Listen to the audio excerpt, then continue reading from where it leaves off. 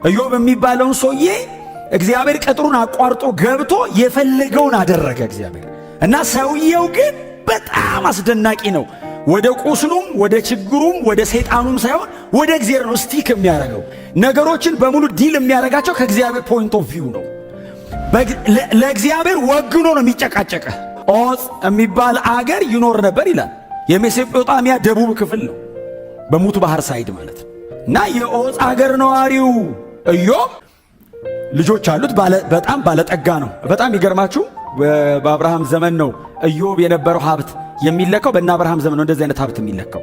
የተከበረም ነበር ይላል።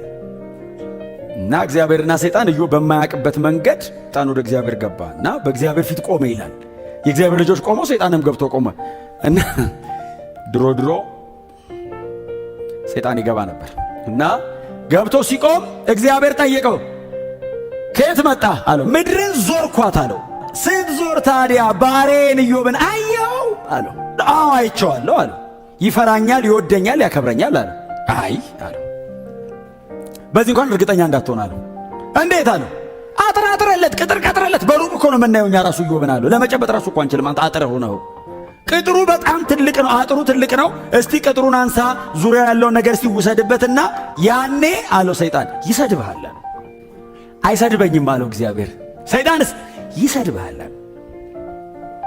ሰይጣን ቴምት ሊያደርገው እግዚአብሔር ቴስት ሊያደርገው ማለት ነው። እግዚአብሔር ቅጥሩን ሲያነሳለት ዳበሰው አይደል? ዙሪያውን ነካካው ይላል። ዙሪያውን ሲነካካው ሀብቱ ያለው ቤተሰቡ ያለው ነገር በሙሉ በአንድ ቀን እኮ ነው ቁጭ ብሎ በእግር ሰላም ቁጭ ባለበት አንድ ሰው እየሮጠ መጣ ይላል ከአንድ ቦታ። አቤት ሲለው መብረቅ ከሰማይ ወርዶ ከብቶቹን ምናምን በሙሉ ፈጀ እና የነበሩትንም ሰዎች በሙሉ ጨረሰ። እኔስ አለውና ለአንተ መልእክት ለማድረስ ብቻ አመለጥኩ አለው። አንዱ ደግሞ ከአንድ ቦታ ሮጦ መጣ። የምስራቅ አውሎ ንፋስ ተነስቶ መጣ። ልጆች በታላቅ ወንድማቸው ቤት እያሉ ተደግሶ እንደዚህ እየበሉ እየጠጡ እያለ ቤቱን ከአራት አንግል መታው። ከዛ ውስጥ ያለው ሰው በሙሉ ከነ ልጆች በሙሉ ሞቱ። ከዛ ባሪያዎቻቸውን በሙሉ አልቋል። እኔ እችን ለመንገር አመለጥኳል። አለቁ፣ አመለጥኩ። አንዳንድ ሰው የተረፈው ከየቦታው ያም ሰው የተረፈው ለኢዮብ ለማድረስ ነው መልእክቱን። ከየአቅጣጫው መርዶ ሰማ። መጽሐፍ እንደዚህ ይላል፣ ልብሱን ቀደደ፣ በላዩ ላይ አመድ ነሰነሰ፣ ኢዮብ መሬት ተቀመጠ። እግዚአብሔር ሰጠ አለ፣ እግዚአብሔር ነሳ። የእግዚአብሔር ስም የተመሰገነ ይሁን አለ። ልጆችህ ሞቱ፣ እንትን ተወሰደ፣ ንብረት አለቀ። በአንዲት ቀን ያንን የሚያክል የተከበረ ሰው ብቻውን ቀረ። ከዛ ሰይጣን ተመልሶ ሄደ።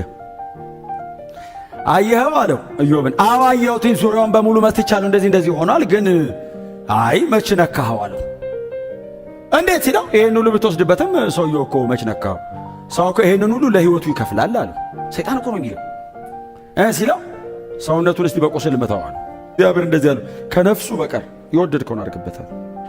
ሰይጣን ተመልሶ መጣ፣ ቁስሉን በገል አከከ ይላል። ሩቅ የነበሩ የኢዮብ 3 ጓደኞች ያጽናኑት መጡ ይላል። አሁን አይዞ በርታን እኮ ማጽናናት መጥቶ እንደዚህ ይሉታል። አይ የተደበቀማ ኃጢአት ሰርተሃል አሉት። አልሰራውም አለ። እኔ ኃጢአት አልሰራውም፣ ኃጢአት አላረኩም። ታዲያ እንዴት ይሄ ሁሉ ወረደ ላይ ሲሉት እኔ ምን አውቃለሁ፣ ይምጣና ሲጠይቀዋለሁ አለ። ይምጣና እንጠይቅ ሲል እግዚአብሔር መጣ። ኢዮብ አለው አቤት ነው መጥቻለሁ፣ እኔ እናንተ እንድንጠያየቅ ነው አለ። በል ወገብን ታጠቅ አለ። ወገሙ በል ከኔ ጋር ልታወራ ነው አለ። ኢዮብ አለው አቤት ሲል በውኑ ሰማይና ምድርን ስፈጥር የት ነበርካል? ኧረ አልነበርኩም። ከዋክብትን በሰማያት ላይ ስዘረጋቸው ሳል ኧረ እዛም አልነበርኩም። እንደዚህ አይነት አምላክ ነህ አለው። አዎ እንኳን እንዲህ አረካለሁ።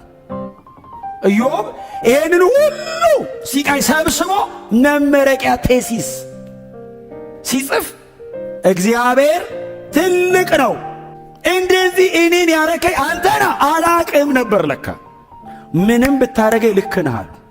ኢዮብ ታገሰ እና ከትዕግሥት አንጻር ተጠቅሷል። ኢዮብ ግን የሚያልፍበት መከራ በጣም ሲበዛበት አንድ ልመና ለምኗል። አንድ ምጥ እነሱስ ኃጢአተኛ አይደለሁም፣ እግዚአብሔር ጻድቅ ነው ይላል። አንተ የምትሄድበት መንገድ እኮ ልክ ስላሉ እኔ ኃጢአተኛ አይደለሁም፣ እግዚአብሔር ግን ጻድቅ ነው። ይሄ ነገር ግን ለምን እንደሆነ አልገባኝም። አንድ ቀን ግን ነፃ እንደምወጣ እርግጠኛ ነኝ።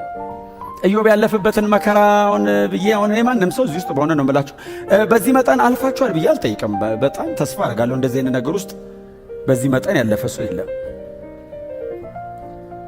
በጣም የትዕግስት ምሳሌ ነው። እንደ ኢዮብ የተዋረደ በሰው ደረጃ አናቅ። እንደ ኢዮብም ደግሞ የታገሰ አይደል አላየንም። ሁሉን ታደርግ ዘንድ ቻይ እንደሆንክ ሐሳብ ደግሞ ይከለከል ዘንድ ከቶ እንደማይቻል አውቃለሁ። እግዚአብሔር ሉዓላዊ ነው። ሶቨሪን ጋድ የሚል አንደርስታንድ አረኳለ። እግዚአብሔር ሉዓላዊ ነው። ከሰማይ ተጭኖ ይምጣ እንጂ እግዚአብሔር ኢንፍሉዌንስ ሊያደርግ ከመጣ አንተ ወደ ላይ ልትሰብረው አትችልም። እግዚአብሔር ከመጣ ማንም እግዚአብሔርን ሐሳብ ሊያስቀይረው። እግዚአብሔር በመሰረቱ መጽሐፍ ቅዱሳችን ላይ ሐሳብ ቀይሮም አያውቅም። የእግዚአብሔር ሉዓላዊነትና ቅድመ እውቀት ጥያቄ ውስጥ አይገባም። እግዚአብሔር ሁሌ ሉዓላዊ ነው። ኢዮብ ይሄ ገባኛል። ሁሉን ማድረግ የምትችል አንተ ብቻ እንደሆንክ ሐሳብ ሊከለከል እንደማይችል አንተ ጓደኞቹ እኮ እንደዛ ጨጓራውን ሲልጡት አይታቸዋል። እሳት እንደዚህ እንትን የሚሉ አተ ብረት ሲቀጠቀጥ እሳት በዚህ በኩል አየር እየሳቡ እሳት የሚልኩ እንደዛ ናቸው እኮ የኢዮብ ጓደኞች። ይነዳል እግዚአብሔር ከሰማይ። እግዚአብሔር ቅርጽ እያስተካከለ ነው። እስቲ አሜን በሏ። ከዚህ ሁሉ ሲቃይ በኋላ ኢዮብ የገባው ነገር ይሄ ነው። እግዚአብሔር ሐሳቡ እንደማይለወጥና የወደደውን እንደሚያደርግ። ቀጥሎስ እኔ ተስማምቼ የፈለግከውን አረግ ነው ማለት ያለብኛል። አንድ ወጣት ልጅ ነበር መሃላቸው። ትዝ ይላችኋል። እነዛ ሶስቱ በእድሜ የገፉት ናቸው ኢዮብ ጓደኞች። ኤሊሁም የሚባል አንድ ወጣት ልጅ፣ ኤሊሁም ነው ስሙ። እንዴት አይነት ማይቲ ልጅ መሰላችሁ! ማይቲ እስካሁን አላቸው ስትናገሩ ሰማኋችሁ አላቸው። እስቲ ደግሞ ለኔ እድል ስጡኛል። ኢዮብ ለምን በእንዲህ አይነት ሲቃይ ውስጥ እንደሚያልፍ አስረዳው። እግዚአብሔር ለከበረ ነገር እያዘጋጀህ ነው። በዚህ ሁሉ ሲቃይ ውስጥ የሚያሳልፈው እያነጠረህ ነው አለው። ኢዮብን አሰቃይቶ ኢዮብ አንደርስታንድ አድርጓል። ባይዘው ገብቶኛል አለ። በቃ ማን እንደሆንክ ገብቶኛል። ሐሳብንም ላደበዝዝብ ሞክሬ ነበራው ንስሐ ገባለሁ አይደል? ቁጥር 6 እንደሱ አይደል የሚለው? ራሴን እንቃለሁ አይደል ያለው? አንተ ከዚህ ሁሉ መከራ በኋላ ሰው ራሴን እንቃለሁ ብሎ አመድ ላይ ይቀመጣል? በልካሰኝ ነው እንጂ የሚለው እግዚአብሔር ማን እንደሆነ ሲገባህ ስለ ካሳ አታወራም። ላደበዝዝብ ሞክርኩ ማረኝ አለው። በዚህ ሁሉ ሲቃይ ውስጥ ካለፈ በኋላ ማረኝ ይላል እንደገና። እግዚአብሔርስ አይበቃኝም አለ። በጣም የሚገርማችሁ ኢዮብ በጣም የሚደንቀኝ ስለ ጓደኞቹ ጸለየ ይላል። እነ በልዳዶስ ሄዷል፣ ባይዘ አሰቃይቶት ሄዷል። ከሰይጣን ጋር አብረው መከራውን አብልቶት ወደ ሀገራቸው ተመለሰው ኢዮብስ ቁጭ ብሎ ይለምናል ስለነሱ። እግዚአብሔር ሆይ እኔም እነሱም አልገባንም ነበረው፣ እነሱም ላንተ የወገኑ መስሏቸው እኔም በዚህ በኩል ቆሜ ሁለታችንም አንተን አንደርስታንድ ሳናደርግ ዲዛይን ሳይገባ እኔን ምረኸኛለሁ ማራቸው እባክህ ብሎ ሲለምን እግዚአብሔር የኢዮብን ጸሎት ሰማ ይላል። ሄደና እግዚአብሔር ስለ ኢዮብ ጸሎት ለወዳጆቹ ተገለጠ። ሂዱ አላቸው። ወዴት? ወደ ኢዮብ። ለምን? ይቅርታ ጠይቁት። ከዛ እኔ ይቅር እምላችሁ እሱን ይቅርታ ስትሉት ነው። ተሰብስበው መጣ። ቅድም ይኸው እግዚአብሔር ጻድቅ ነው አንተ ኃጢአተኛ ነው ያለው በልዳዶስ ማረን አለው። እንዲሁ እባክህ እኛ በድለናል ልክ አይደለም ብለው ይቅርታ ሲጠይቁት ኢዮብ ማራቸው፣ እግዚአብሔርም ይቅር አላቸው ይላል። ኢዮብም ከዚህ ነገር በኋላ 140 ዓመት ኖረ የሚል ቃል አለ። ስለዚህ ወዳጆች ሆይ መጽሐፍ ቅዱሱ የሚያስተምረን ይህንን ነው። እችን ለማድመቅ ነው ይህን ሁሉ ዘመን እግዚአብሔር ከኢዮብ ላይ ወሰደው። ከኢዮብ በላይ እየተሰቃየ አለን፣ ከኢዮብ በላይ እየታገሰ አለን፣ ከኢዮብ በላይ እየተዋረደ አለ፣ ከኢዮብ በላይ እየከበረ አለ። እርሱም ጌታችን ኢየሱስ ክርስቶስ ነው።